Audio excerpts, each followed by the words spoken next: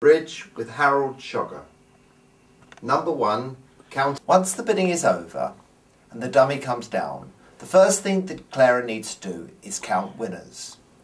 The definition of a winner is absolute tricks that declarer can make between the two hands combined without doing any work at all. For example, on this hand we have ace, king, queen and low clubs opposite 3 low clubs. We only have 3 definite winners. If the clubs divide with the opponents, one opponent holding 3 and the other opponent holding 2, then we might get 2 further tricks. But we have made a might statement, an if statement. So on this hand, initially we only have 3 winners with a potential 2 extras. The 2 extras are called established winners.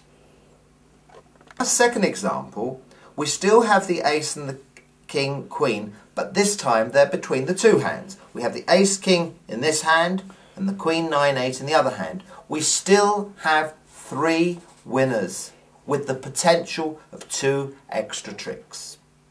On this example, we have 1, 2, 3, 4, 5, 6, 7, 8. We have 8 cards. The opponents still have 5. We can therefore only count 4 winners, the ace, king, queen, jack, between the 2 hands.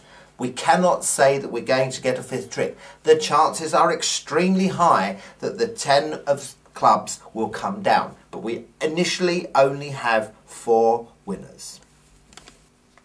If you have all the top cards in a suit shared between your hand and the dummy, you can only count the winners by the number of cards you have in the long hand. If you had ace, king, queen, jack between the 2 hands and there were 2 cards in each suit, you've only got 2 winners. If, however, you have ace, king in the long hand and queen, jack in the short hand, we can now say we've got 3 winners. If I increase the number of cards in the long hand to a 4-card suit, we now have 4 winners.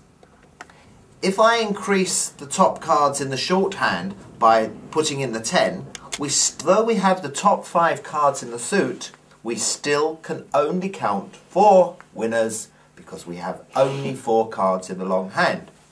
If I increase the long hand by 1 card, I can now say we've got 5 winners. 1, 2, 3, 4, 5. If I increase the long hand to a 6-card suit, although we have the top 5 cards in the suit, we can now in fact count all hand as winners. Let me show you.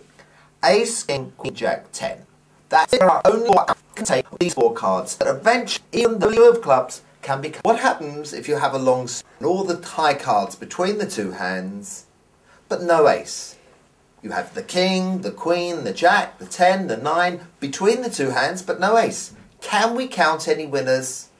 No, we certainly cannot. We haven't got control of the suit.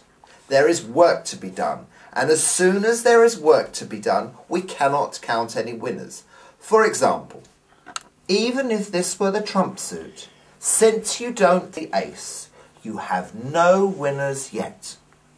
You have to give up the lead to the opponents. There is work to be done. You have to play the king to displace their ace, and once the ace has gone, 1, 2, 3, 4 established winners, not initial winners to start with. We have to count the winners to tell us how much work they have in hand.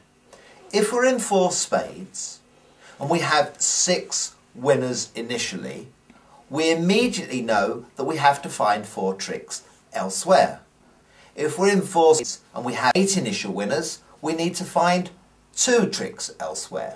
We might play the hand much more carefully if we need to find 4 tricks than if we only needed to find 2. Counting winners is one of the most important aspects of bridge. And if you don't count winners, you will never know how much work there is to be done. To summarise, you can only count winners with the number of cards if you've got all the top cards in a suit. And if you've got an abundance of high cards in the suit, you can only count the winners from the number of cards in the long hand. No ace in the suit, you haven't suit yet.